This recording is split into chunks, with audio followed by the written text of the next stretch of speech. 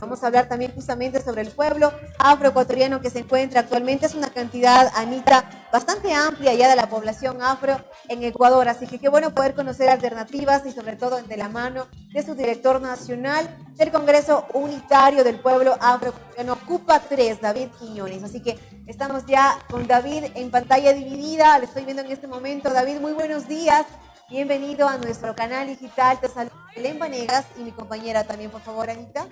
Bienvenido, mi querido David. Es un gusto para nosotros tenerte en nuestro canal. Buenos días, Belén. Buenos días, Anita, y a todo el público que sigue este importante programa en las redes, a nivel en Cuenca, en la zona 6, a nivel nacional y a nivel internacional. Muy buena audiencia, importante. Siempre es un gusto poder conversar con ustedes y decirles que del pueblo afro ya vamos a ir también por Cuenca para visitarla a Gabriela, a la Ramona en ese local. Que esas iniciativas son importantes para el crecimiento no solo económico, sino personal de los ciudadanos.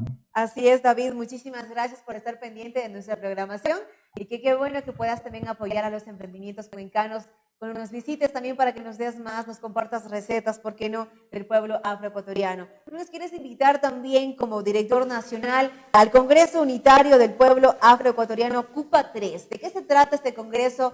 En esta oportunidad es la tercera ocasión que se realiza el congreso, pero cuéntanos más detalles sobre el mismo, por favor, David. Bueno, Anita, el tema pasa porque el pueblo afroecuatoriano tiene algunas demandas importantes y cada vez un periodo significativo de tiempo se está reuniendo para evaluar los avances, ¿cierto?, y las ejecuciones de acciones en pos de mejorar la condición de vida y la relación con el otro en función de los grupos sociales en este país. Como podrás entender, los pueblos y nacionalidades tienen problemas serios en su integración con el Estado, donde tenemos un Estado que legisla de manera general sin evidenciar las particularidades, ¿no? Y es allí en esas particularidades donde la plurinacionalidad y la interculturalidad es un pendiente para el Estado ecuatoriano y para su gobierno, pues para ellos la plurinacionalidad y la interculturalidad pasa por una planificación que muchas veces es muy exitosa, con muy buenos indicadores, pero que cuando evaluamos esos indicadores en cuanto a su cumplimiento, que son dispuestos a largo plazo, no se han cumplido. Y no hay acciones coercitivas que permitan lograr que el Estado y sus funcionarios cumplan con esos indicadores para mejorar las condiciones de vida. Entonces, desde nuestra perspectiva, nosotros consideramos que la interculturalidad y la plurinacionalidad debe ejercerse como un derecho humano inmediato, ¿cierto? No podemos seguir esperando 10, 20, 30 años para equiparar las brechas, ¿cierto?, entre los pueblos y nacionalidades y otros sectores. Por ejemplo, el empleo adecuado en el Ecuador tiene un promedio del 37.9% y para el pueblo afroecuatoriano simplemente es del 30%. Entonces, el Estado debería implementar acciones ya para romper con esas brechas, ¿cierto?, que demuestran un racismo estructural del Estado. O también el desempleo, que para el pueblo afroecuatoriano es del 12.5% al 2019, pero para los otros sectores del pueblo es simplemente del 5.6%. Entonces hay que actuar desde una perspectiva inmediata en el cumplimiento de derechos. David, cuéntenos un poquito acerca de cuáles son los mecanismos, quizá tienen entidades que les están apoyando en este congreso.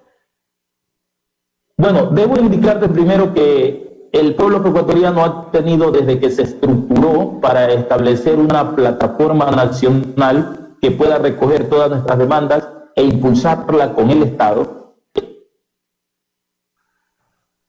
En el año 99 se desarrolló el primer Congreso Unitario de nuestro pueblo afroecuatoriano y se avanzó con la creación de una organización que nos representa a todos y discutimos ahí, ¿no? En el 2012 se realizó el segundo Congreso en la ciudad de Guayaquil, el primero fue en Quito, y este tercer Congreso se realizó el 26 y 27 de septiembre del 2020, ¿no?, en medio de la pandemia, para evaluar esa situación de manera virtual.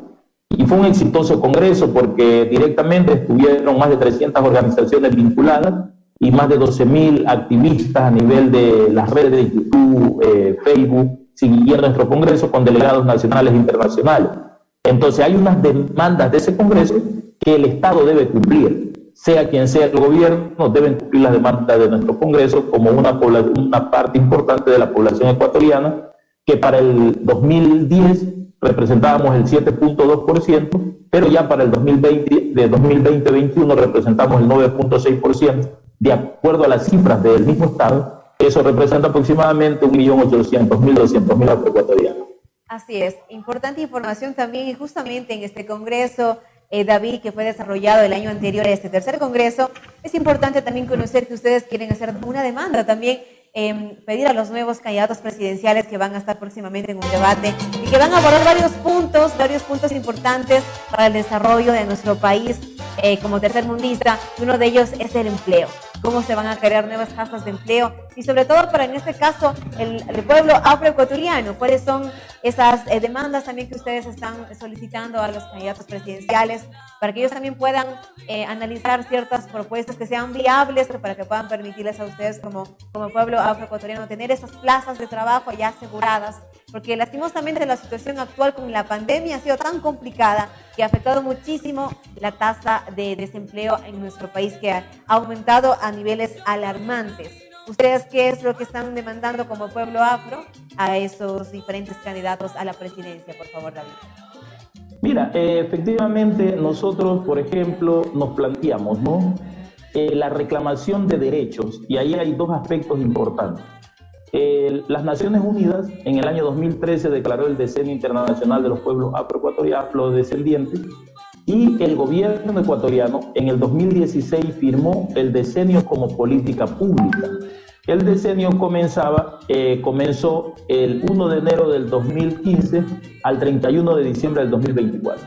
Pero desde la firma de ese decreto, para declararlo política pública, no se ha avanzado más que en construir una agenda que no se ha aplicado. Y esa agenda tiene que ver, ¿cierto?, con la estructuración o la implementación de una Secretaría Técnica del Decenio para poder implementar la política pública a favor del pueblo afroecuatoriano.